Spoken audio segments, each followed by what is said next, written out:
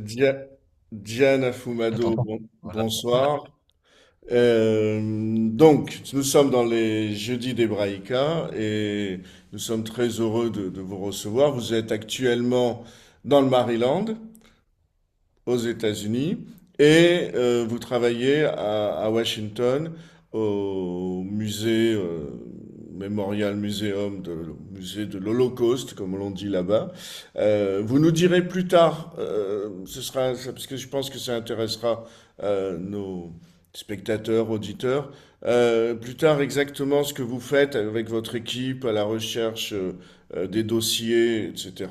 Mais ce soir, c'est pour un sujet dont vous êtes vraiment la spécialiste, c'est-à-dire le sort des réfugiés juifs euh, à l'arrivée du nazisme, globalement, ou un peu plus tard. Vous allez nous donner le cadre et, plus précisément, comme cela est indiqué dans le titre, la conférence d'Évian et les réfugiés juifs. Donc, sans plus tarder, je me tais moi aussi et je vous laisse le micro et l'écran. Merci beaucoup, Maurice. Merci en tout cas de m'avoir invité et m'avoir donné, de me donner la possibilité de présenter sur ce sujet ce soir et merci à vous d'y assister. Alors avant de rentrer dans le vif du sujet, j'aimerais d'abord décrire le contexte dans lequel la conférence d'Évian a été organisée parce que je pense que c'est quand même important de vous décrire le contexte, notamment le contexte international. Notamment le contexte aussi des Juifs dans le Reich, parce que dès que, à l'arrivée d'Hitler au pouvoir, il y a des campagnes de propagande antisémite qui vont commencer, qui vont être instaurées par les nazis et qui vont donner une image d'une juiverie internationale. Alors je vais utiliser des termes de l'époque, donc avec évidemment beaucoup de précautions et beaucoup de guillemets.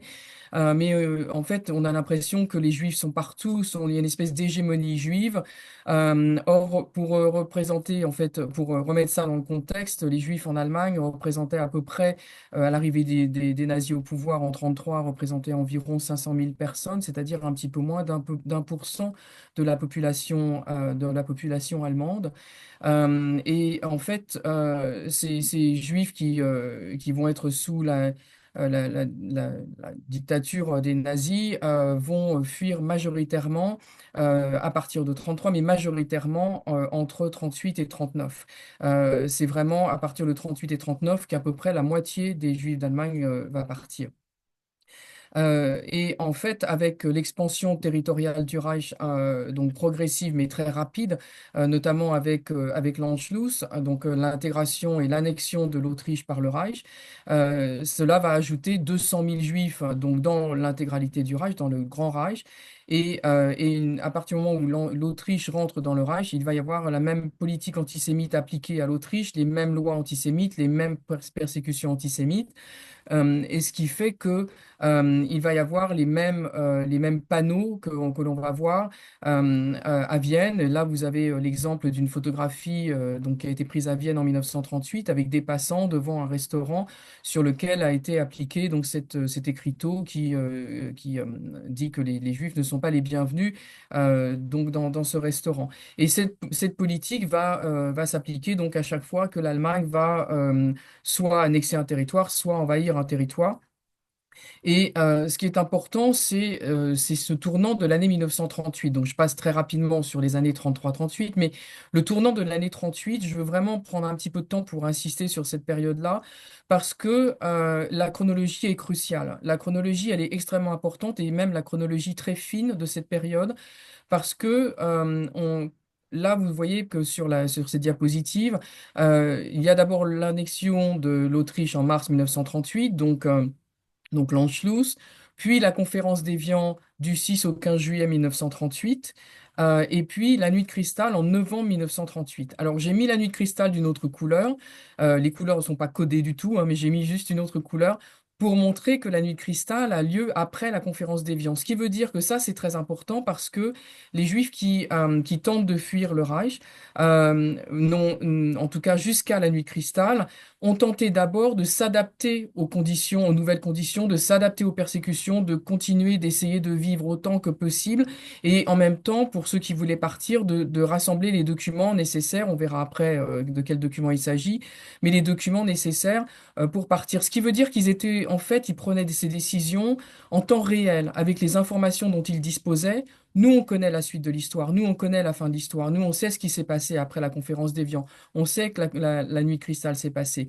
Mais lorsque ces persécutions sont quotidiennes, avec des moments de répit d'une certaine manière, et puis hop, une reprise de ces persécutions, il faut faire avec ça pour décider de partir ou de ne pas partir. Et même la décision de partir n'est pas si simple que ça. Donc, en fait, c'est pour ça que c'est très important de rester très très proche de la chronologie. Parce que en même temps, lorsque l'on parle de l'année 38, il faut savoir qu'à ce moment-là, donc au tournant de la conférence d'Évian, le monde ferme ses portes, et on va le voir, mais le monde ferme ses portes de manière de plus en plus hermétique. Et lorsque la nuit de cristal a lieu, donc en novembre, il reste grosso modo, deux pays qui vont pouvoir encore accueillir des juifs. Alors, je parle d'immigration massive, je ne parle pas de gens qui partent individuellement ou des familles, mais je parle d'une immigration massive. Il reste deux pays en 38 qui accueillent encore une immigration massive de juifs d'Allemagne et d'Autriche, c'est Shanghai, sous occupation japonaise, et Cuba. Donc, vous pouvez quand même imaginer que lorsqu'on est juif d'Allemagne ou d'Autriche et qu'on veut absolument partir parce qu'on doit partir, parce qu'on a perdu son travail, parce qu'on n'a plus de moyens de subvenir à ses besoins, le premier choix, le premier pays qui vient à l'esprit, c'est certainement ni Shanghai ni Cuba. Mais c'est les deux seuls pays qui accueillaient encore, ou qui acceptaient encore, devrais-je dire, parce que le mot accueillir est vraiment aussi à mettre avec beaucoup de guillemets, qui acceptaient encore des réfugiés à cette période-là. Euh, donc, presque chaque pays à cette période, donc de la fin des années 30, a des lois d'immigration. Et ça, c'est très important parce que la crise des réfugiés des années 30, des juifs, des réfugiés juifs d'Allemagne et d'Autriche, elle n'est pas la première crise du XXe siècle. Elle vient après une grande crise après la Première Guerre mondiale, avec l'effondrement, suite à la Première Guerre mondiale, l'effondrement des grands empires coloniaux et puis la création d'États-nations. Ça coïncide également avec la création de ces grands organismes qui vont s'occuper des relations internationales et puis aussi par extension des réfugiés, qu'on n'appelle pas encore véritablement des réfugiés au sens juridique du terme parce qu'ils n'ont pas encore de statut juridique. Mais cette première crise de réfugiés à partir de la fin de la Première Guerre mondiale va donner naissance à toute cette structure qui se met en place entre donc à partir des années 20 avec la création du Haut Commissariat aux réfugiés en 21, avec la création de l'Office Nansen également au tout début des années 20. Et puis, à partir des années 30, avec la Société des Nations qui va en fait convoquer certains pays pour essayer comment dire, de réfléchir au statut légal de réfugié. Parce qu'avant cette période-là, il n'y a pas véritablement de statut légal de réfugié.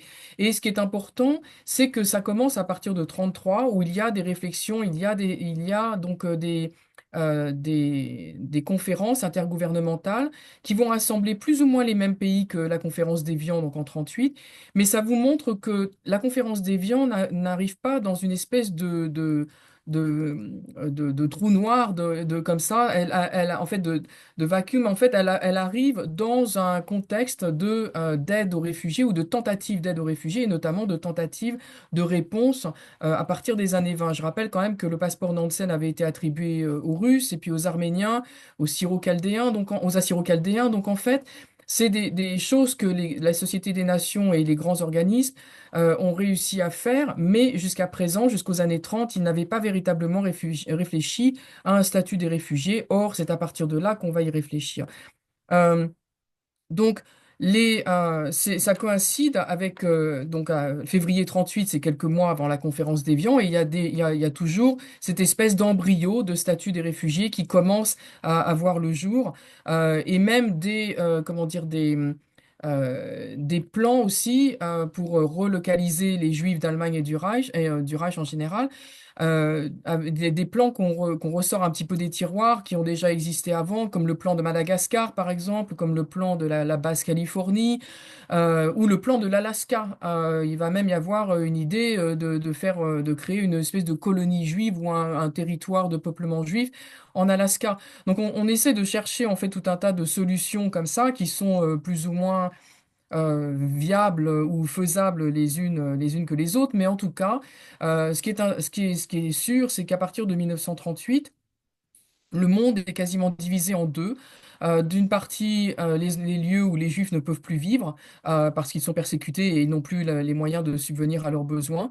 Et l'autre moitié du monde, c'est la moitié dans laquelle, enfin, c'est pas vraiment une moitié, c'est beaucoup plus grand, mais c'est l'autre côté, les pays qui ne veulent pas accueillir de Juifs. Donc, ça devient très compliqué à la fin des années 30. Et pourtant, entre 38 et 39, et notamment après la Nuit de Cristal, après le pogrom de la Nuit de Cristal, il devient très clair que les Juifs ne peuvent plus rester dans le Reich. Ils craignent pour leur vie, notamment parce que les hommes sont arrêtés et envoyés dans les premiers camps de concentration. C'est à partir de là que ça devient une sorte de sauve qui peut et d'hémorragie humaine à partir du Reich. Alors, là, ce qui est important aussi de voir, c'est que cette conférence d'Évian arrive dans un contexte de lois d'immigration qui sont pour certaines de plus en plus strictes ou qui deviennent de plus en plus strictes. Il faut savoir que chaque pays qui va, ou presque chaque pays qui va participer à la conférence d'Évian, on en parlera après, a des lois d'immigration qui sont très différentes les unes des autres. Certains pays, comme les États-Unis, le Brésil ou le Mexique, ont une loi avec des quotas d'immigration. Donc la loi des quotas, évidemment, la plus connue, c'est celle de 1924 aux États-Unis. Mais il y a aussi le Brésil et Mexico et le Mexique, donc d'ailleurs j'ai laissé Mexique en anglais, pardon, donc qui ont des lois avec des quotas. Il y a l'immigration qui est limitée à certaines nationalités ou à certains groupes. C'est le cas au Honduras, en Bolivie, au Paraguay, au Panama et au Nicaragua.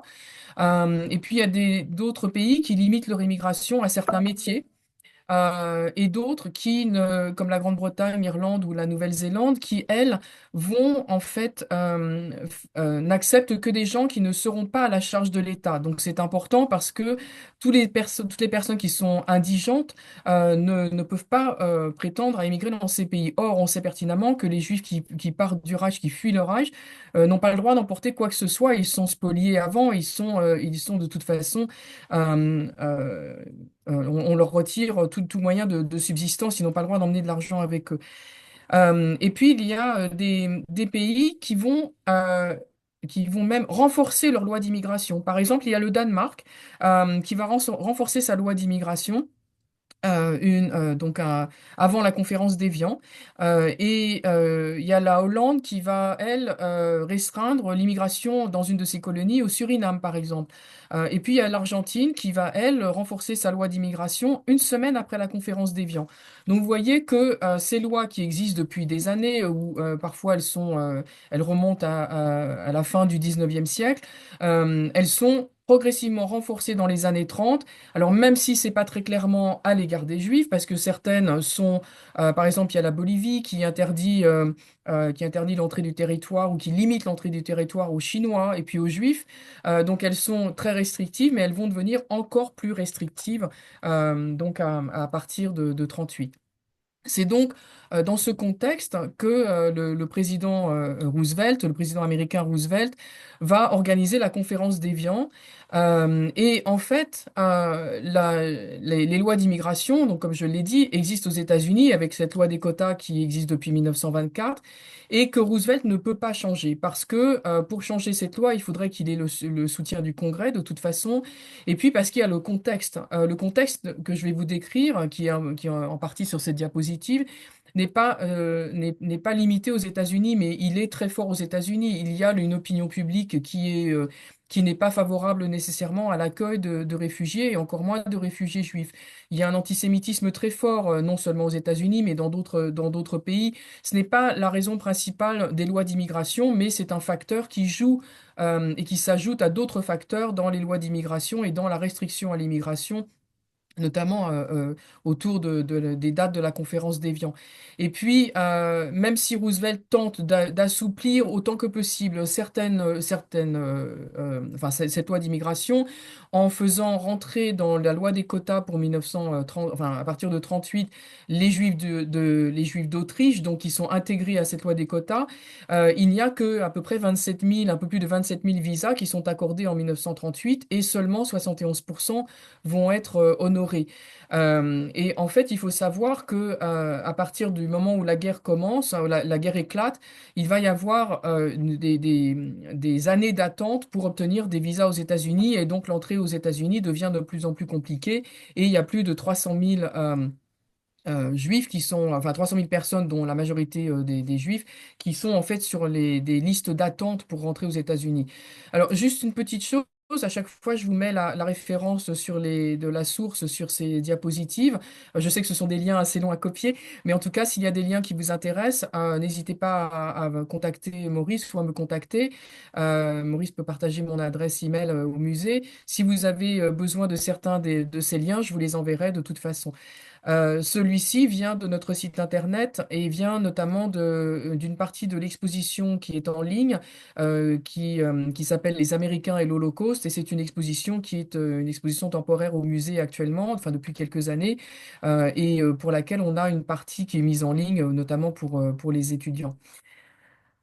Donc je vous expliquais aussi que les Juifs du Reich devaient notamment rassembler des documents pour pouvoir partir, pour pouvoir fuir.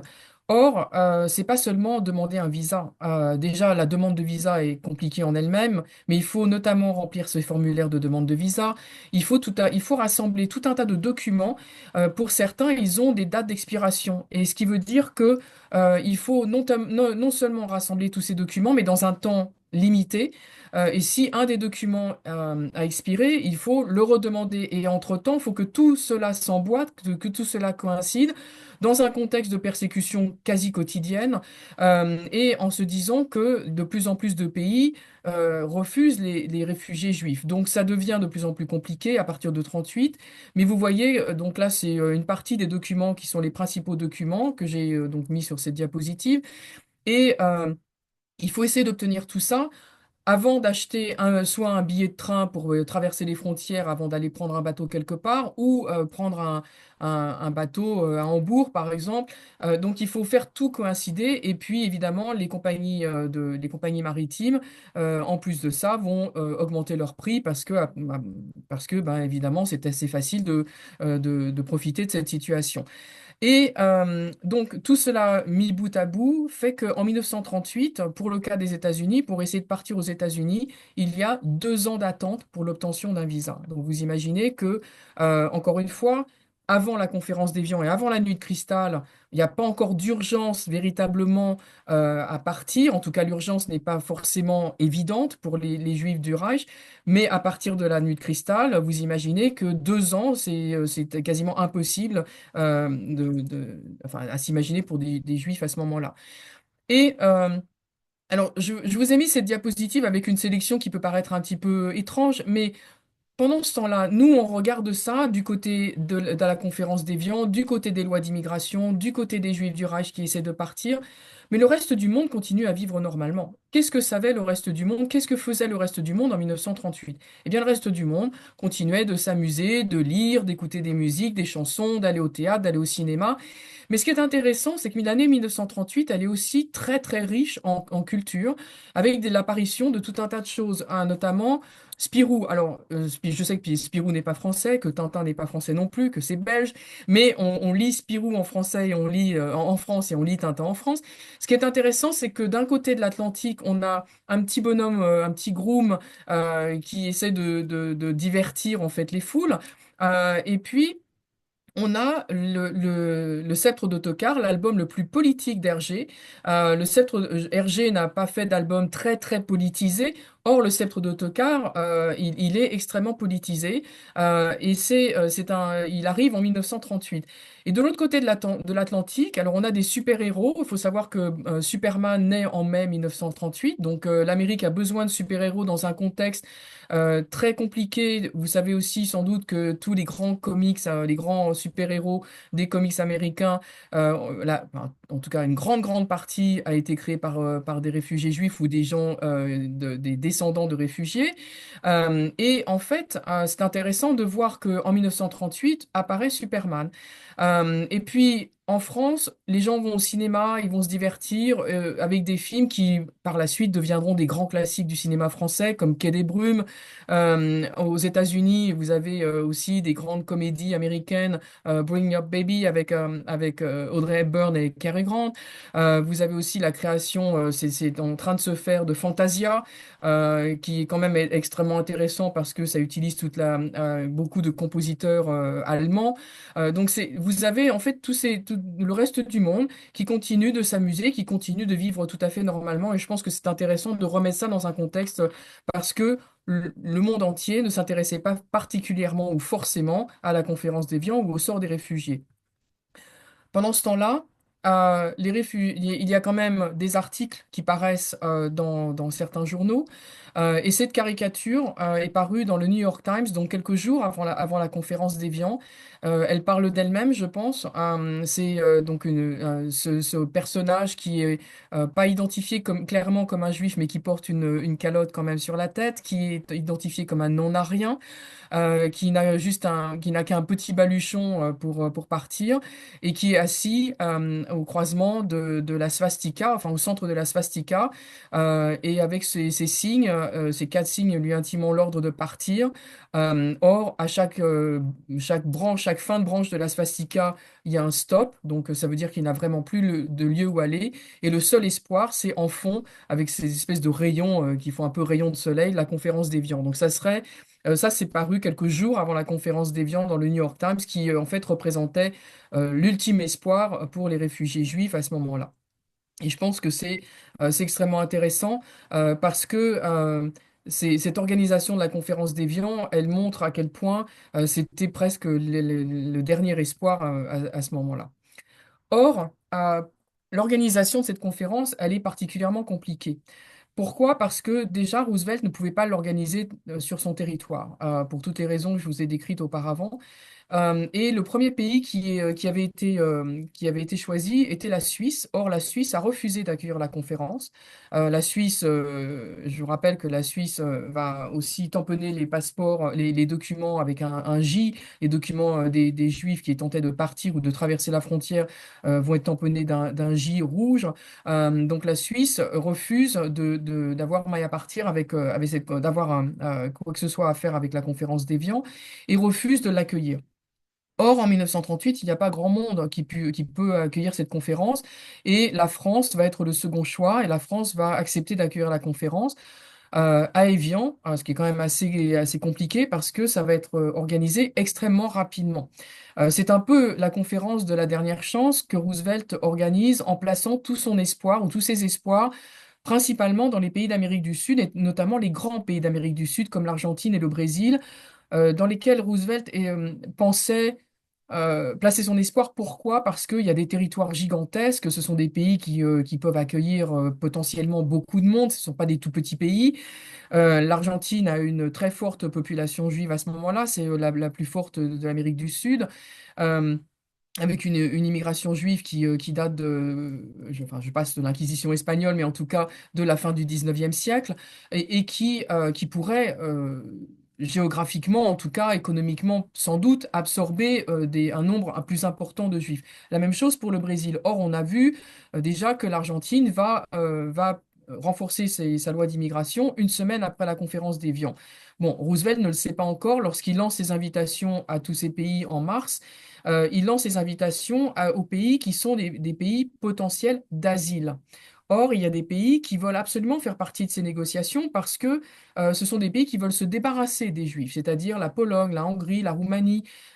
Ces pays-là veulent être à la table des discussions parce que eux veulent profiter de la conférence d'Évian pour pousser les Juifs au départ. Or, la conférence d'Évian n'est faite que pour les pays qui sont potentiellement des pays d'asile. Et en fait, il va y avoir donc ces pays qui vont accepter très rapidement, certains pays d'Amérique du Sud, comme ceux qui sont notés sur cette diapositive, le Pérou, le Venezuela, la Colombie, etc. Et en fait, pour éviter que certains pays soient réticents à participer à la conférence, Roosevelt demande à ce que l'on n'emploie pas le mot juif, mais que l'on emploie le mot réfugié politique. Tout le monde comprend ce que ça veut dire. Les réfugiés politiques de 1938 dont on discute à la conférence d'Évian, ce sont bien les Juifs qui tentent de fuir le Reich à ce moment-là. Mais on essaie de ne pas utiliser de mots qui risquent de fâcher certaines délégations ou de faire peur à certaines délégations.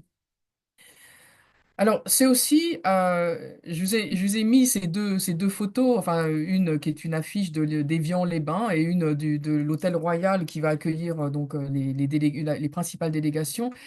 Euh, Parce que c'est vraiment un tour de force d'avoir organisé cette conférence en si peu de temps. Évian-les-Bains, vous le savez mieux que moi, c'est une ville d'eau où les hôtels et les chambres d'hôtel sont réservés d'une année sur l'autre. Or, il a fallu réserver depuis le mois de mars, enfin la fin mars, début avril, à partir du moment où les délégations ont accepté de participer à la conférence, il faut tout mettre en branle et que tout soit réservé rapidement. Et ce qui est intéressant dans les archives que j'ai pu consulter, donc pour mon livre, en fait, j'ai consulté à peu près 35 000 pages de documents. C'est extrêmement intéressant de voir la correspondance entre certaines délégations et les hôtels, parce que, par exemple, bon, c'est une petite anecdote, mais la correspondance entre Myron Taylor, le représentant américain, et l'hôtel, Myron Taylor insiste pour avoir une chambre avec vue.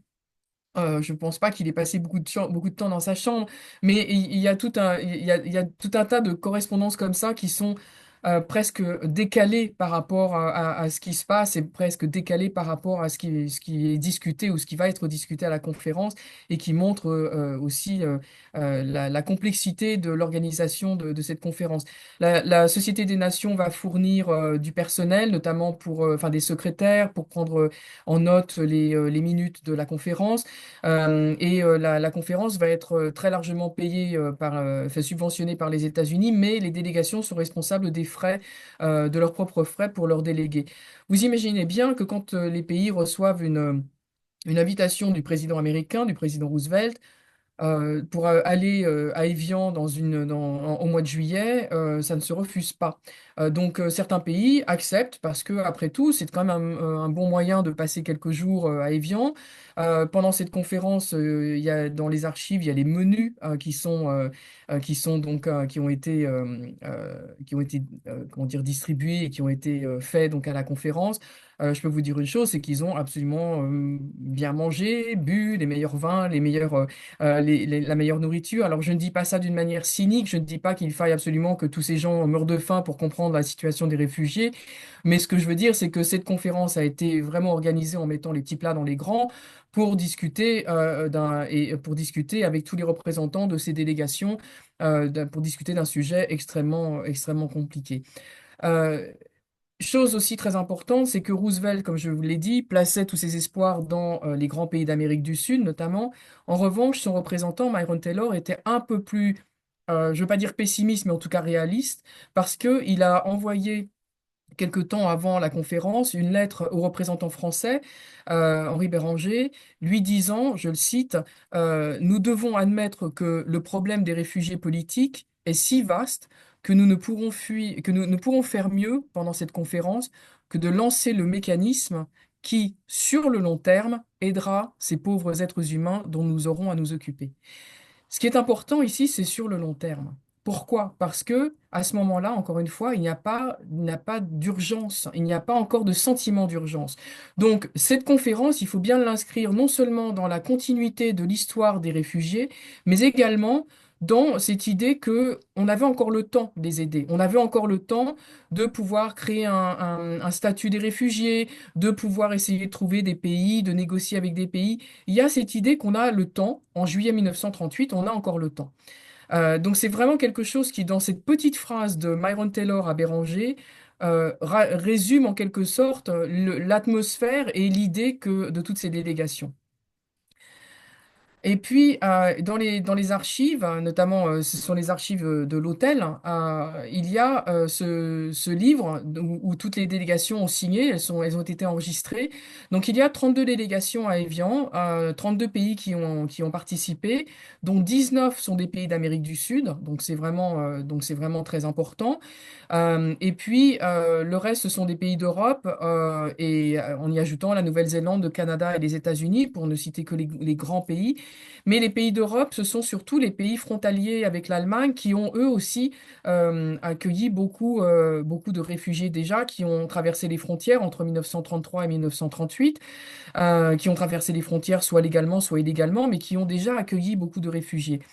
Et, euh, et donc, en fait, pendant cette conférence, donc ça c'est l'arrivée de Myron Taylor donc à Évian, et pendant cette conférence, il va y avoir très très peu de photos qui vont être prises. C'est pour ça que je ne vais en partager que quelques-unes avec vous, parce qu'il y en a très peu, parce que c'est une conférence qui a eu lieu quasiment à huis clos. Et pendant laquelle les journalistes n'étaient pas admis lors des débats, lors des discussions et des débats. Et en revanche, il y a eu 21 délégations d'organisations juives qui ont été présentes à Évian, mais qui ont eu quelques minutes chacune pour présenter leurs plans. Et ça, ce qui est intéressant, c'est que dans les plans qui ont été présentés, ces plans parfois étaient presque irréalisables. On voit bien le désespoir en lisant ces plans, parce qu'on voit bien il y a presque aucun endroit où aller, ou aucun endroit qui accepterait en très grand nombre donc des réfugiés. Je parle de dizaines de milliers de réfugiés juifs d'Allemagne et d'Autriche. Et en fait, parmi ces plans, celui qui revient le plus souvent, c'est évidemment la Palestine sous mandat britannique, donc l'État d'Israël avant 48. Le problème, c'est que les Britanniques ne sont pas prêts du tout à ouvrir les frontières de la Palestine. Et en fait, c'est vraiment le plan qui revient le plus souvent. Mais les délégations, donc les 21 délégations juives, d'organisations juives, n'ont pas réussi à s'entendre pour proposer un plan commun. Et finalement, les délégations à Évian vont écouter quasiment 21 plans différents, plus ou moins réalisables les uns que les autres, mais plutôt moins que plus. Et dans ces délégations, il y a une certaine Golda Meirson, hein, donc la future Golda Meir, qui sera Premier ministre de l'État d'Israël entre 69 et 74, et qui est la représentante du Yishuv, donc à Évian. En fait, ce qui est intéressant, c'est que pendant ces discussions, ces débats, ces déclarations dont on trouve les minutes dans différents centres d'archives, chacune des délégations va montrer beaucoup d'empathie, mais c'est un véritable exercice de diplomatie, de langage diplomatique. C'est absolument, on va dire, magnifique dans le langage diplomatique. La langue diplomatique est absolument extraordinaire dans les minutes de la conférence. Et en même temps, elle transpire d'hypocrisie. Pourquoi? Parce que chaque délégation enfin pas chaque, mais beaucoup de délégations qui ne veulent pas accueillir davantage de réfugiés, chaque représentant de certains pays va d'abord dire son empathie, va d'abord et dire c'est absolument dramatique ce qui se passe en ce moment donc dans le Reich, mais va immédiatement faire suivre cette déclaration par mon pays a quand même accepté pas mal de réfugiés déjà, on a déjà fait un effort, on a déjà ouvert nos ports, donc on passe à un cran supérieur qui amène finalement le coup de grâce. Et le cran supérieur, c'est de dire on a quand même déjà fait un effort, donc on n'est pas sûr de pouvoir en faire un de plus. Et puis, on s'aperçoit que, il y a certains pays qui vont beaucoup plus loin. Et par exemple, le Guatemala, le Pérou, la Colombie, l'Uruguay et le Nicaragua et Haïti, tout d'un coup, vont faire une déclaration absolument extraordinaire. Chacun va dire, on a besoin, alors on veut bien accueillir des réfugiés, on veut bien faire un effort, mais en fait, on a besoin essentiellement d'agriculteurs et de bûcherons. Et c'est là où on voit à quel point la diplomatie est extraordinaire, parce que tout d'un coup, le monde entier, ou en tout cas une bonne partie du monde qui aurait pu accueillir des réfugiés, a besoin d'agriculteurs et de bûcherons. Vous imaginez bien que les Juifs allemands qui partent du Reich, enfin donc d'Allemagne et d'Autriche, ne sont pas majoritairement ni agriculteurs ni bûcherons. C'est simplement un moyen de dire, eh bien, on ne peut pas les prendre. Vous voyez, on n'a pas besoin de ces gens-là. On n'a pas besoin de gens qui exercent des professions dont notre économie on a déjà plein. Et alors, encore une fois, il n'y a pas que l'antisémitisme qui motive ce genre de déclaration à Évian. Il y a aussi les conséquences, hein, la suite des conséquences dramatiques de la crise de 1929, du krach boursier de 1929 qui continue de sévir également dans ces pays d'Amérique du Sud. Il y a également les relations économiques avec l'Allemagne, hein. Tous ces pays ont des relations économiques avec l'Allemagne et n'ont pas du tout l'intention de se mettre l'Allemagne à dos, y compris les États-Unis qui ont des relations économiques avec l'Allemagne, avec le Reich. Et puis, tout d'un coup, ce qui est intéressant aussi, c'est il y a deux. Alors, pour les gens qui connaissent un peu mieux la conférence d'Évian, ils vont retenir, et on retient en général, deux réactions, deux déclarations à l'opposé l'une de l'autre. L'Australie, qui d'un côté va dire, alors nous n'avons pas de problème juif et nous n'avons pas l'intention d'en importer un. Alors ça peut paraître absolument terrifiant, abrupt, horrible, un manque de diplomatie caractérisé. En même temps, c'est quand même dire tout haut ce que beaucoup de délégations ne voulaient pas dire.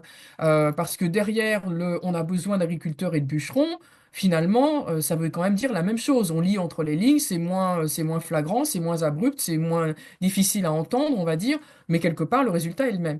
Et puis de l'autre côté du spectre des réactions, ou des propositions, on a alors, soi-disant, je mets beaucoup de guillemets là, la République dominicaine avec le dictateur Trujillo, qui tout d'un coup, enfin en tout cas le représentant de la République dominicaine va dire, eh bien nous, on est prêt à à accueillir 100 000 réfugiés juifs. Alors, replaçons ça quand même dans le contexte et essayons de comprendre pourquoi tout d'un coup la République dominicaine, cette espèce de petit pays quand même qui n'avait pas beaucoup de place, fait une telle déclaration. On peut se dire, est-ce que c'était parce qu'il voulait sauver des Juifs? Pas forcément, et même pas du tout. C'est certainement pas ce qui a motivé cette déclaration. Il faut voir que Trujillo veut réinstaller son pouvoir politique sur la scène internationale parce qu'il est quand même, il est plus vraiment dans les petits papiers, notamment de Roosevelt, après avoir massacré plus de 20 000 Haïtiens à la frontière en octobre 1937. Donc Trujillo se trouve isolé internationalement. Et c'est une manière de dire on est prêt à revenir sur la scène internationale, on est prêt à aider. Il faut savoir aussi que ce n'est pas gratuit. Il voulait aussi monnayer cela, mais il y avait une autre raison à cette déclaration, c'est que Trujillo voulait en quelque sorte blanchir, j'utilise aussi beaucoup de guillemets, la population de la République dominicaine. Alors ça peut paraître assez étrange de la part d'un métis, mais en tout cas, il voulait que la population de la République dominicaine soit de plus en plus blanche, majoritairement blanche, et donc il voulait faire venir des Européens. Donc vous voyez que derrière la motivation ou la déclaration, on va dire plutôt, du représentant de la République dominicaine, on est quand même loin du philanthropisme et on est quand même loin de l'aide humanitaire que l'on veut, que l'on oppose à la déclaration de l'Australie. Et puis, il y a donc la Grande-Bretagne qui ferme les frontières de la Palestine. Et en fait, la conférence ne va pas pouvoir faire grand-chose que finalement de créer un comité intergouvernemental dont le siège sera à Londres. Et en fait, c'est une conférence qui va finalement révéler au monde que bien qu'on ait de l'empathie, bien qu'on comprenne la situation difficile, pas encore dramatique, on va dire, par rapport à l'après-nuit de cristal, mais difficile et compliquée pour les réfugiés du Reich, on n'est pas véritablement prêt à ouvrir les frontières. Et encore une fois, c'est l'inverse qui se passe, puisque certains pays vont renforcer leurs lois et vont fermer les frontières.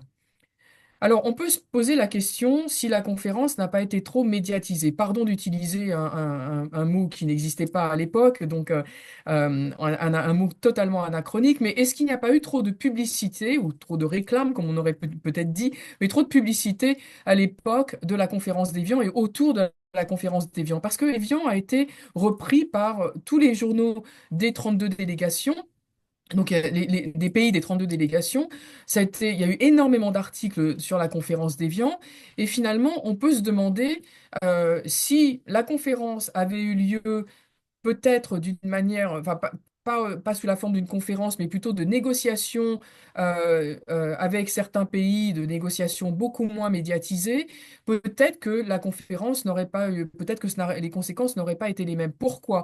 Parce que cette conférence a été tellement rapportée dans la presse du monde entier que finalement, les pays ont eu aussi, j'essaie pas de leur chercher d'excuses, mais ces pays ont eu peur de voir arriver des vagues entières d'immigrants, de voir leur côte pour certains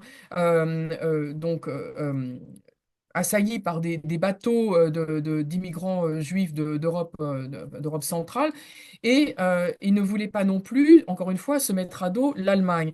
Et ce qui veut dire que ce qui est important, c'est de regarder la couverture médiatique de la conférence d'Évian, et là, je vous renvoie aussi vers une autre partie de notre site internet qui ne couvre que la presse américaine, mais qui est quelque chose que je voulais vous signaler parce que ça peut vous être utile pour même d'autres sujets. Sur cette page, on a donc une initiative du musée qui s'appelle History Unfolded et qui en fait est un partenariat avec des écoles de l'ensemble des États-Unis sur tout le territoire américain pour que les élèves aillent chercher dans les bibliothèques proches de chez eux les articles de presse liés à la Shoah qui étaient publiés dans les journaux locaux. Et ce qui veut dire que depuis des années, on a constitué une base de données de tous les petits articles, des entrefilets, des toutes petites choses que on n'a pas forcément la possibilité, nous, de dépouiller parce que ça nous aurait demandé une armée de personnes à envoyer à droite et à gauche. Et on a constitué cette base de données d'articles qui ont été publiés sur des sujets liés à la Shoah et qu'on peut interroger par mots-clés. Donc, je vous signale ça en tout cas parce que c'est extrêmement intéressant. Et je vous donne quelques exemples donc d'articles ou de petits encarts en tout cas qui montrent le problème des réfugiés qui est très très souvent traité dans la presse, et puis qui parle très clairement il n'y a pas de place pour les réfugiés. Et il y a aussi, évidemment, la conférence d'Évian est aussi rapportée dans la presse juive et finalement d'une manière extrêmement triste. Mais ce qui est important, c'est de se dire que d'un côté, on a cette couverture médiatique. Alors, c'est pas souvent en première page, hein, c'est pas toujours, ça fait pas toujours la une des journaux, loin de là. Ça peut être en page 12, en page 20, ça dépend des journaux. Mais en tout cas, on en a parlé grandement dans la presse. C'est important de signaler pourquoi. Parce que quand on parle d'opinion publique, le fait que tous ces articles aient été publiés ne veut pas dire que les gens les ont vus, les gens les ont lus. Pourquoi? Parce que tant qu'on ne s'intéresse pas à un sujet particulier, on va pas forcément aller voir en page 12 qu'il y a un tout petit article sur la conférence d'Évian. Et pour contrebalancer ça, quand on regarde les témoignages enregistrés des survivants, qui étaient des adultes à l'époque de la conférence d'Évian, quand on leur demande, avez-vous entendu parler de la conférence d'Évian? De quoi vous souvenez-vous de la conférence d'Évian? Euh, Beaucoup disent, j'en ai pas véritablement entendu parler, je n'y ai pas prêté véritablement attention. Pourquoi? Parce que ça tombe à un moment où ils sont occupés à rassembler tous les documents pour essayer de partir.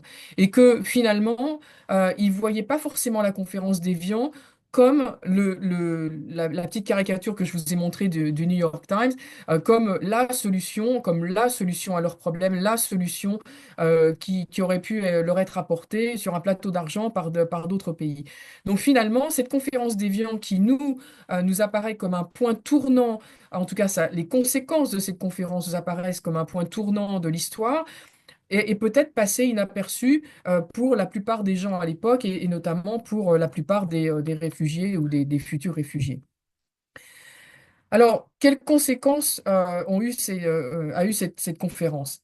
En fait, on peut se demander déjà euh, si cette conférence est une réussite ou un échec. On parle souvent de l'échec de la conférence d'Évian. Je dois avouer que j'utilise ce mot uniquement dans un cas, celui de Roosevelt.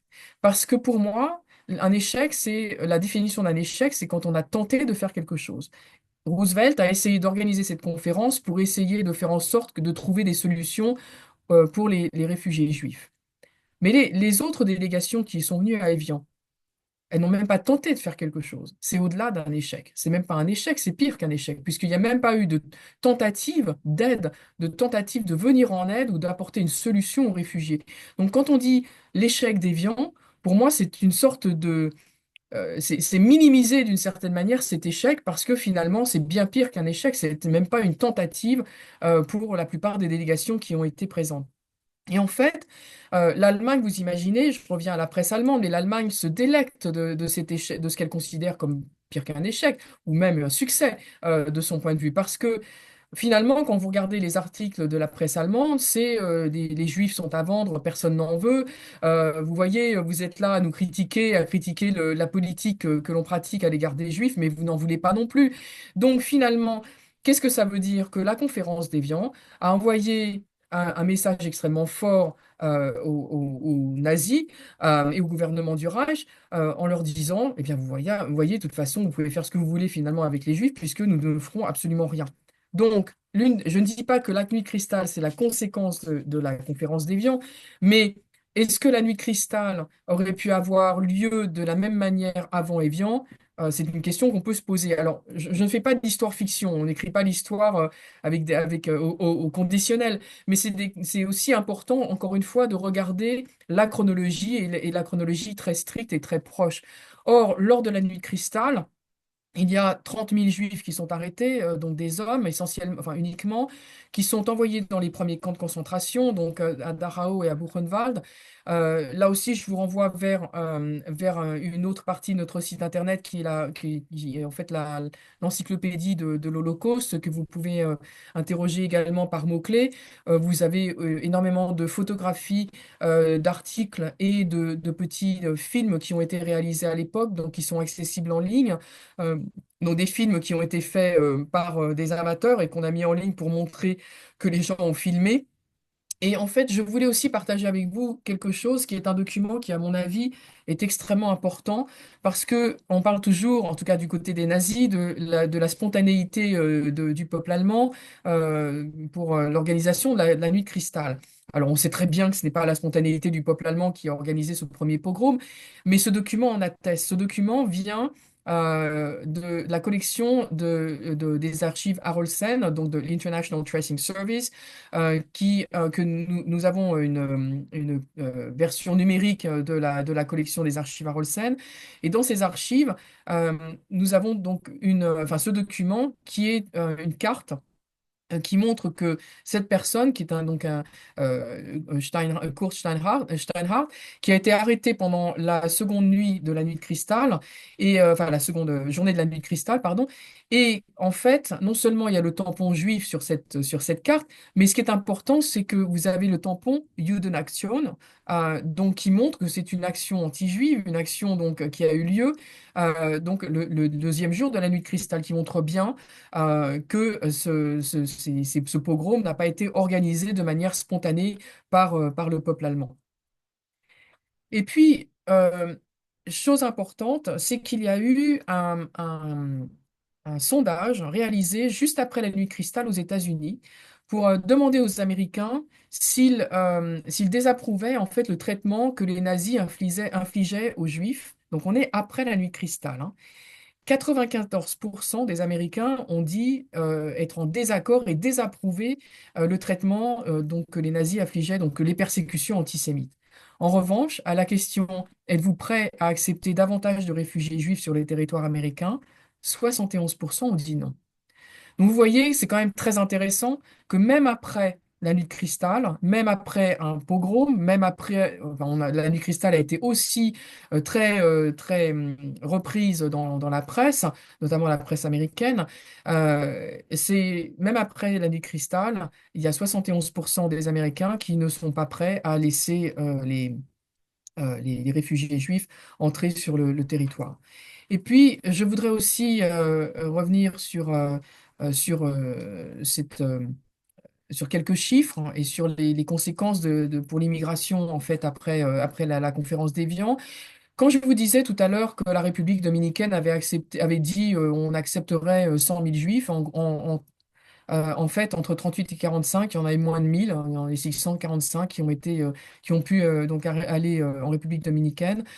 En revanche, la Bolivie, qui avait des lois d'immigration extrêmement strictes, hein, et qui avait fait même des déclarations très strictes à la conférence d'Évian, a accepté finalement entre 38 et 44 20 000 juifs, hein. Donc vous voyez que, encore une fois, ceci peut, euh, encore une fois, poser la question de négociations qui auraient pu être un peu plus discrètes que par l'intermédiaire d'une conférence internationale. Et puis, par opposition, on a l'Australie qui a laissé rentrer 5000, à peu près 5000 juifs en 1939. Donc, c'est pour vous montrer que certaines négociations auraient peut-être pu avoir lieu différemment. Et ce qui est intéressant, c'est que de nos jours, la conférence d'Évian, on la voit comme un tournant, comme une conférence qui a eu lieu simplement en quelques jours, en une semaine, hein, du 6 au 15 juillet. Or, elle a eu des conséquences absolument planétaires et terribles. Mais c'est une conférence qui n'est pas véritablement restée dans les mémoires, dans la mémoire collective. On en parlait avec Maurice très rapidement, juste avant de commencer cette présentation. Mais souvent, quand je parlais de la conférence, de mes recherches sur la conférence d'Évian quand j'étais en France, les gens me disaient sur l'Algérie. Et en fait, donc c'est la confusion avec les accords d'Évian et donc pas la conférence d'Évian, mais j'étais obligé de préciser la conférence d'Évian sur les réfugiés juifs de 1938. Et puis, donc cette conférence, ce qui est intéressant aussi, c'est que les lieux existent encore. Donc, si on voulait aller voir les lieux sur lesquels elle s'est située, euh, mais ils existent. L'hôtel Royal existe toujours. Il n'a pas véritablement, il n'a pas beaucoup changé. En fait, quand vous voyez la carte postale de 1938 et puis une photo beaucoup plus récente, vous voyez qu'il a pas beaucoup changé. Donc les lieux existent toujours, mais manifestement, il n'y a pas beaucoup de mémoire de cette conférence. Elle n'est pas restée dans la mémoire collective. Donc je vais m'arrêter là. C'est ma dernière diapositive. Je vais peut-être arrêter de partager mon écran si j'y arrive, si je ne fais pas de bêtises. Donc je vous demande. Ah, ça marche, donc ça va. Et je suis tout à fait prête Je suis désolée, j'ai pris un peu plus de temps que prévu. Je suis tout à fait prête à répondre à vos questions ou à écouter vos commentaires. Euh, Réactiver le son. Voilà, j'ai réactivé le son. et je vais en profiter pour boire un petit peu parce que j'ai soif. Ouais. Alors, qu'est-ce que c'est ça? Je sais plus. J'ai plein de choses qui apparaissent sur mon écran. Ça, j'enlève. Ok. Ben, merci beaucoup. Merci beaucoup, Diane. C'était absolument passionnant, très riche, et ça met les choses euh, dans la perspective de cette période, justement, et en particulier les liens entre la nuit de cristal et cet accord qui n'est pas un échec, qui est pire qu'un échec, puisqu'ils sont venus finalement visiter Évian aux frais de Roosevelt, et c'était surtout ça.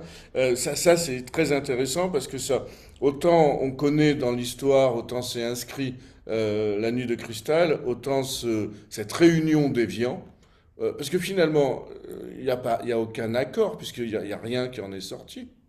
Donc on parle des accords d'Évian, mais c'est la réunion d'Évian. C'est vraiment une réunion d'un comité, enfin d'une conférence intergouvernementale. Donc c'est une conférence, on parle, Ouais, c'est une on conférence. débat. Il y a la création du comité intergouvernemental qui a donc eu son siège, qui a été créé, qui a eu son siège à Londres, mais qui a eu très très peu de moyens financiers, donc il n'y a pas eu du tout les moyens financiers pour essayer de faire sortir des Juifs du Reich. Et puis après, il y a aussi la chronologie, il y a aussi le fait que la guerre éclate. Donc en septembre Mm. 39, donc il y a très très peu de temps entre la création du comité intergouvernemental d'Évian à Londres et les débuts de la guerre. Donc ça, il a pas Et eu. ce comité intergouvernemental, est-ce qu'il a pu ensuite rejoindre... Enfin, est-ce qu'il était inclus au sein de la SDN ou il était indépendant? Il a joué quasiment aucun rôle. Ouais. Il a vraiment eu aucun moyen. Le problème, c'est que finalement, tout ça s'inscrit dans l'histoire sur le long terme des grands organismes constitués après la Première Guerre mondiale, donc qui ont essayé de pallier la crise des réfugiés, enfin les crises des réfugiés.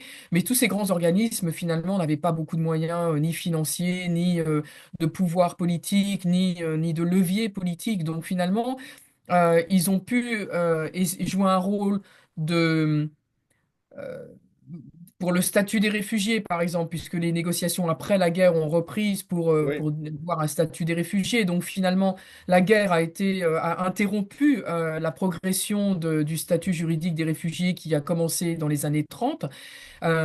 Mais il faut attendre vraiment des décennies après la guerre pour que ces grands organismes puissent avoir un peu plus d'assises et un peu plus de pouvoir. Et encore que les pouvoirs sont toujours limités, il y a toujours des problèmes de moyens financiers, et puis des accords, et puis de signatures, et qui fait partie de ces grands organismes, qui s'y oppose. Donc en fait, ce sont des grands organismes qui sont politiques au niveau international et qui sont très difficiles c'est des grosses bureaucraties difficiles à faire bouger. ouais. Euh, dans, dans cet été, je lisais Timothy Snyder, Black Earth.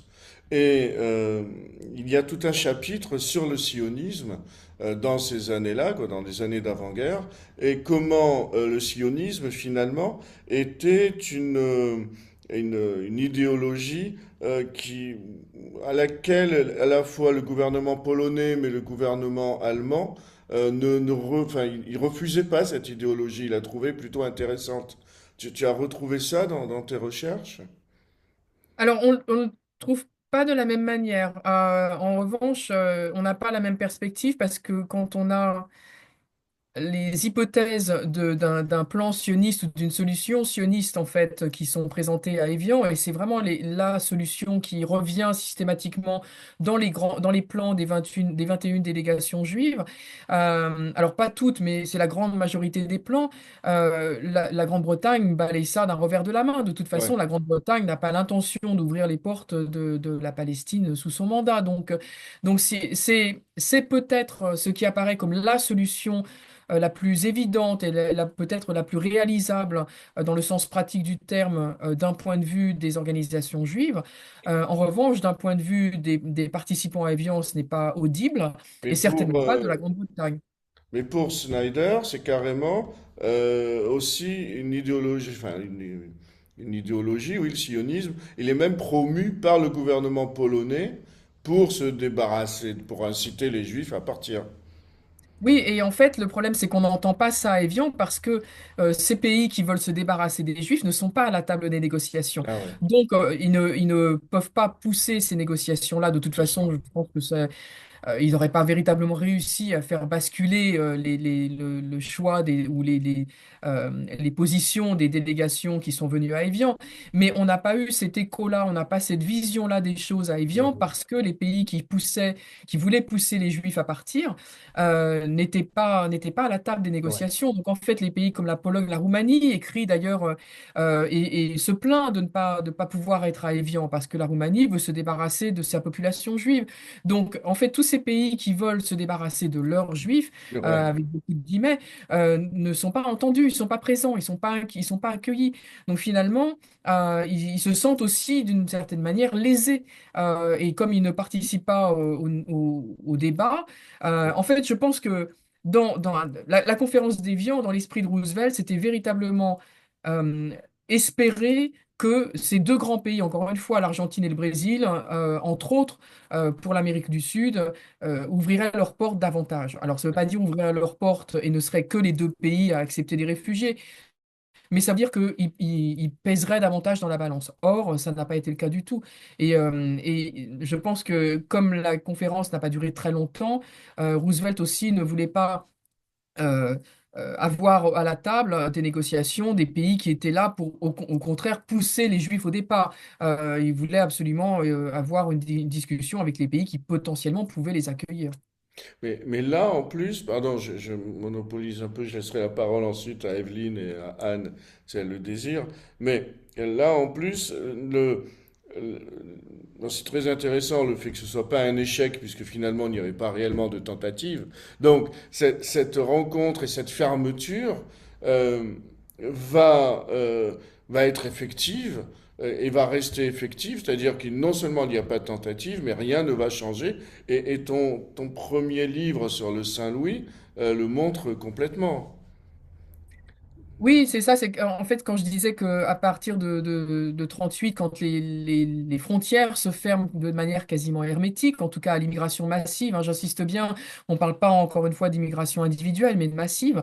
À partir de 38, les frontières se ferment, excepté pour Shanghai qui va accepter beaucoup de juifs en 38 et Cuba aussi, jusqu'à l'épisode du Saint-Louis, effectivement, donc en mai-juin 1939, où Cuba se ferme aussi à l'immigration massive, se ferme définitivement a priori et refuse les presque 1000 juifs à bord de ce bateau qui appartenait à la HAPAG, aujourd'hui la HAPAG Lloyd, donc appartenait à la HAPAG et qui est comme tous les autres bateaux de toutes les autres compagnies maritimes à l'époque, hein. La HAPAG, c'est la compagnie maritime allemande, mais qui est nationalisée en grande partie par le Reich d'ailleurs, mais qui n'est pas, les autres compagnies ne sont pas exemptes de ça non plus. La French Line aussi a beaucoup de réfugiés juifs à bord, la compagnie britannique, la compagnie hollandaise. Donc tous ces bateaux qui sont sur les océans et toutes les mers du monde, finalement enfin, ont des juifs à bord en grand nombre et elles ne trouvent que des portes closes. Donc à partir de ce moment-là, il y a à partir de entre 38 et finalement mai-juin 39, Cuba est encore une destination possible. Alors, encore une fois, c'est pas la destination rêvée des Juifs d'Allemagne et d'Autriche, mais c'est un port d'attente, un lieu d'attente, en espérant que les visas ou que leur nom sorte sur les visas, sur les listes d'attente des visas pour émigrer aux États-Unis. Mais c'est même plus le cas. À partir de juin 39, c'est fini. Donc, en fait, c'est ça qui devient de plus en plus compliqué, c'est que finalement, euh, ce qui va coïncider à la déclaration de guerre, quelques mois avant, le monde entier se ferme de manière hermétique pour l'immigration massive. Encore une fois, l'immigration individuelle est possible jusqu'à octobre 41. Donc elle sera possible, en tout cas, en partant enfin, une personne, deux personnes, quelques personnes d'une famille. Mais l'immigration massive, elle est quasiment impossible à ce moment-là, quoi. Et malgré la nuit de cristal, puisque au moment de la réunion d'Évian, bon, il y a des persécutions, mais ce n'est pas non plus une situation particulièrement, enfin, elle est- on voit pas la Shoah se dessiner. Mais c'est normal, c'est sûr. Mais la nuit de cristal, on est quand même dans le premier pogrom, on est quand même dans Dachau qui ouvrent, et donc même après ça, on, ça n'émeut personne et ça n'ouvre aucune barrière.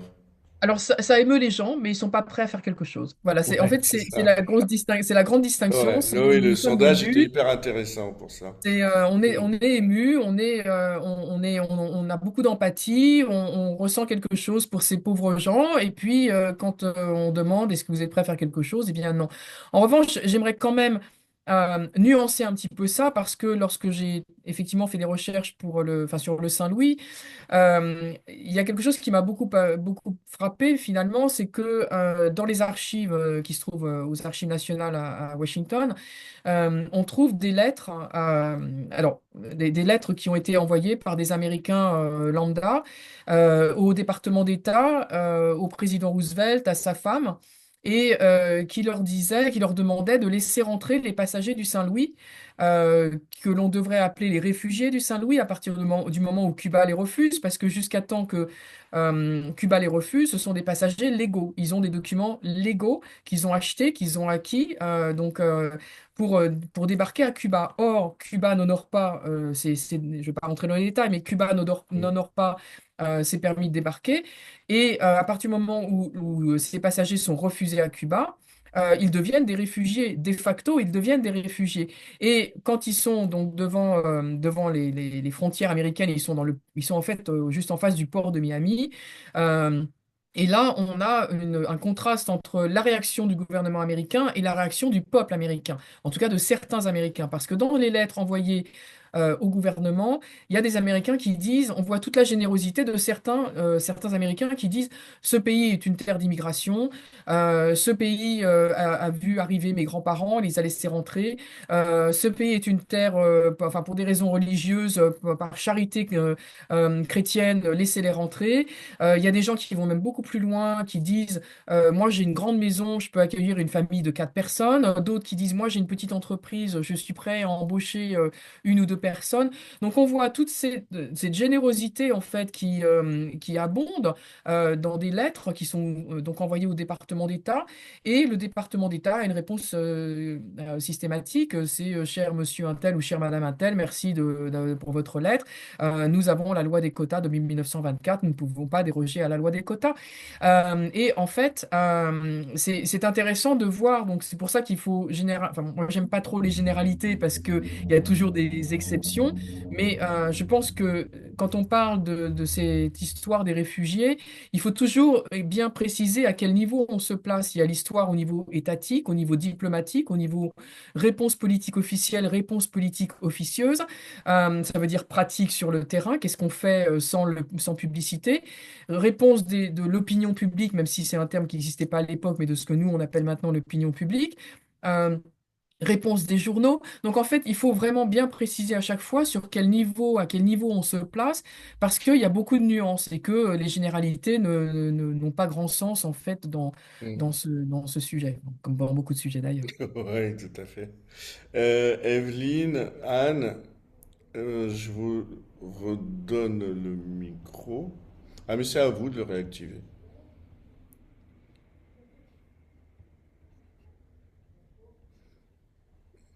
Celui d'Evelyne est réactivé. Oui, Une attends, hop, voilà, Evelyne, c'est bon. question, Oui, non, je voulais remarque. simplement vous Ah, remercier parce que Anne. c'était vraiment très, très, très intéressant. Bon.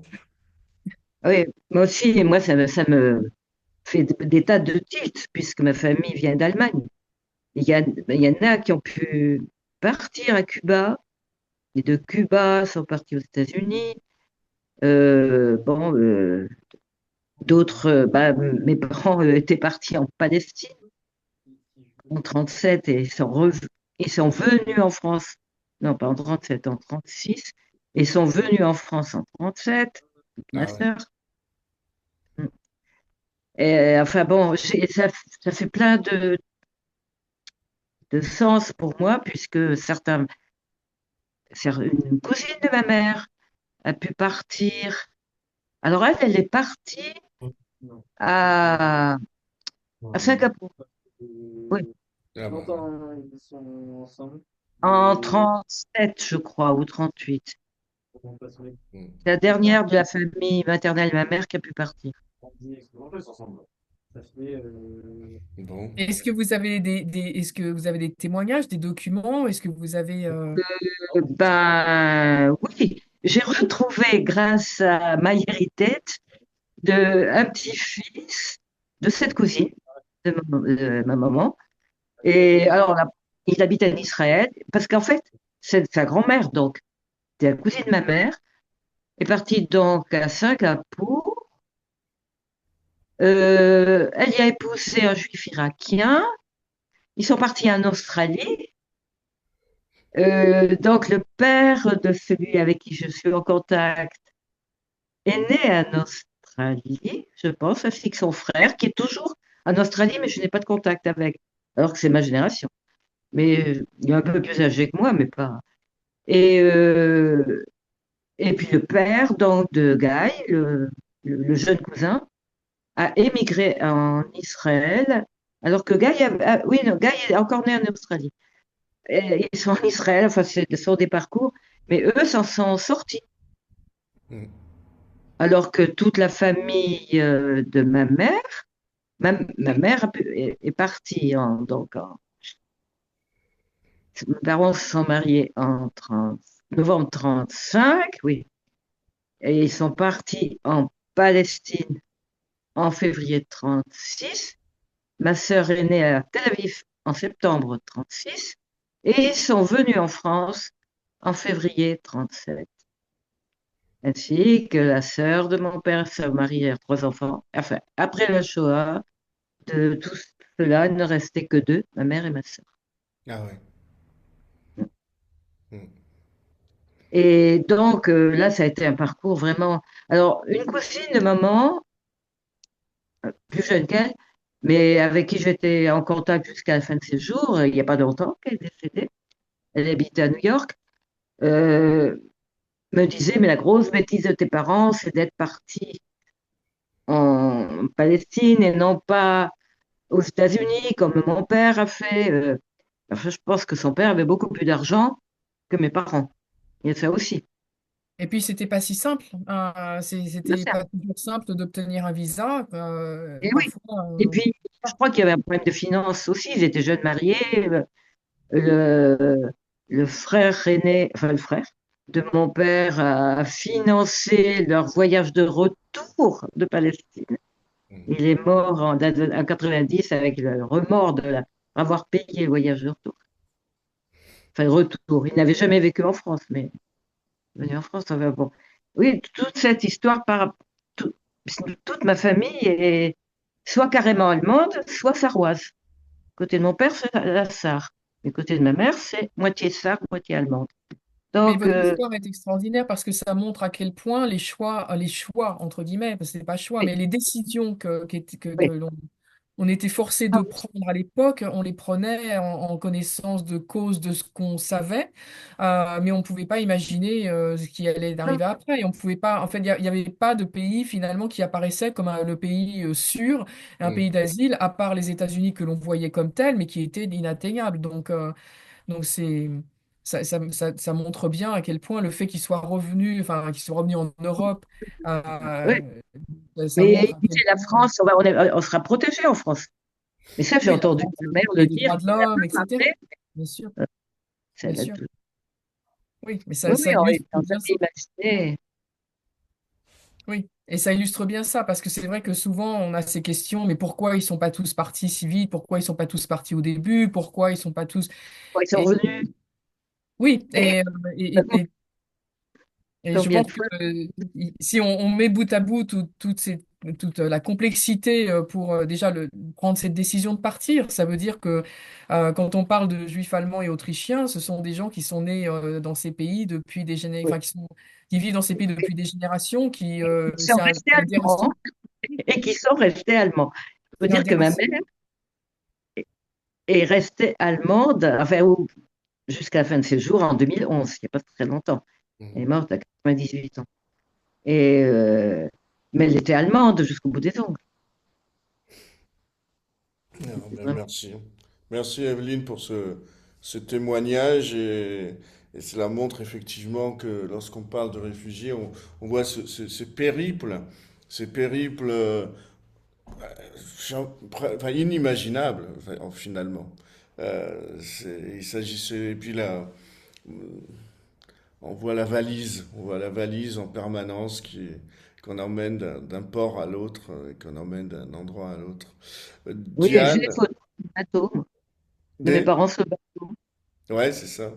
Et puis aussi le fait de pas avoir les informations aussi rapidement. Ouf, oui. Ça aussi, on faisait avec les informations dont on disposait à l'instant T, qui pouvaient évoluer le lendemain, une semaine après, un mois plus tard, et on partait sans savoir si on avait la possibilité, si on aurait la possibilité de rester en contact avec la famille qu'on laissait derrière, hein, donc c'est aussi enfin, partir, c'est pas si simple que ça.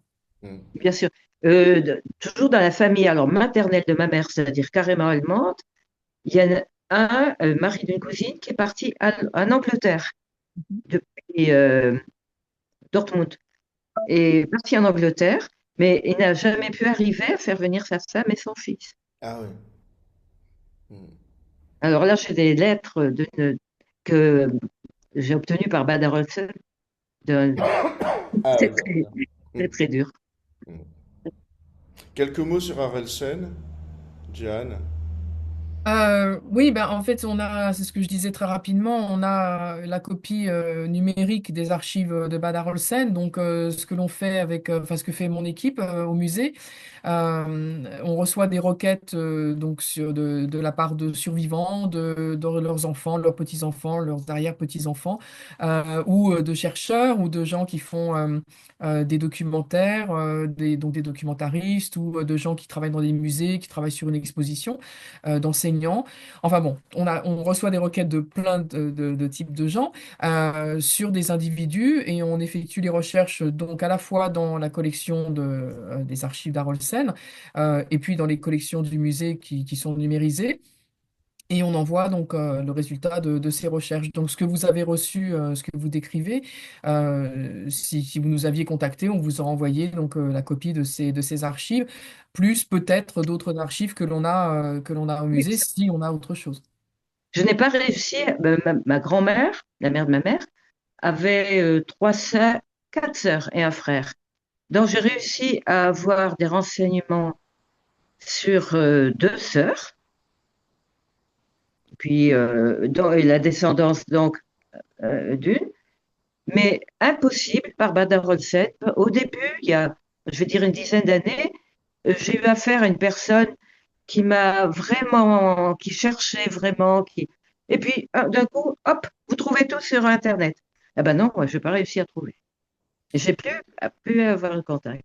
Bah, Je écoutez, sais en pas. tout cas, ce qu'on peut faire, c'est, Maurice, si tu veux Oui, je vais faire partager le mon, lien. mon adresse email au musée, Mhm. et Evelyne, excusez-moi, je vous appelle par vos prénoms, Evelyne Oui, et Anne, merci. vous pouvez me contacter autant que vous voulez, et si vous avez des questions, n'hésitez pas, si vous voulez que l'on fasse des recherches sur des personnes de votre famille, et dites-le moi, à ce moment-là, je vous enverrai un formulaire, alors non pas parce qu'on est procédurier, mais c'est parce qu'on a besoin en fait d'avoir les informations dont on a vraiment besoin au même endroit dans un formulaire. Donc à ce moment-là, ce qu'on peut faire, c'est que vous m'écrivez, je vous envoie le formulaire enfin le lien vers le formulaire. Et si vous avez des questions, vous avez des problèmes pour le remplir, vous me contactez. On peut très bien faire enfin un Zoom, une réunion Zoom, enfin une rencontre Zoom, je sais pas comment on appelle ça. Oui, ou un autre On peut se système parler en audio. et puis je vous aide à ce moment-là. Mais ça vaudrait la peine de refaire les démarches parce qu'on a aussi peut-être des archives dans nos collections qui seraient complémentaires. Donc n'hésitez pas. Enfin, contactez-moi autant que Ouais. nécessaire. Evelyne, on fera le lien. Tout le travail que j'ai fait il y a quelques années, parce que là même je suis perdue dans les noms, les prénoms des Bah, tantes, des grands-tantes, ouais, grands-oncles. mais ça Mais on vaut peut la le peine refaire parce encore. que c'est vrai qu'il y a des Oui, choses qui en plus ont été accessibles depuis. Donc il y a plein de choses qui sont accessibles numériquement depuis. Et on a aussi accès à tout un tas de bases de données. Par exemple Ancestry. On a un compte institutionnel, donc on a accès à la totalité de leurs Ah archives. oui, carrément. Donc en fait, si vous avez besoin de quoi que ce soit, contactez-nous. Donc on fera les recherches. Les recherches sont, merci. sont gratuites au musée de Washington et si vous avez besoin d'être en contact avec nous, n'hésitez pas à me contacter. Ce sera avec plaisir qu'on fera ce qu'on peut. Ben voilà. Merci. Ben voilà une Oui, là, rencontre tu dis utile. ils n'ont pas enfin, tous leurs enfants et petits-enfants, même pas de petits-enfants, leurs enfants sont décédés. Il y a aucune, je suis pratiquement la seule qui reste de cette branche familiale, quoi. Et le jeune qui est en Israël mais bon, Ben, on va continuer les recherches et comme cela, ça va Oui, continuer on peut être en contact et puis ouais, on fera ce qu'on pourra. Si on a des choses, on vous aidera. De toute façon, on vous les enverra. évidemment. bon, Bien. donc je me replonge dedans. Merci. Merci beaucoup, Diane. Merci d'avoir nous avoir donné un peu de temps. Il est quelle heure là-bas, juste pour Il est presque 2 heures de l'après-midi. 14 heures? Bah ouais, ben nous, non, nous, on va dîner. Donc, Moi, je merci vais partir. encore. J'ai une autre réunion dans 10 minutes. Donc, Ok, donc on va arrêter là, comme ça vous pourrez vous désaltérer tranquillement. Merci encore et merci. on se reverra cet été, mais en tout cas, ça va être diffusé évidemment sur le site YouTube de Hebraïka dans les jeudis d'Hebraïka. Bonne Merci de m'avoir journée, invité. bonne soirée, merci pour tout, bravo, Enfin, au bon revoir. Merci.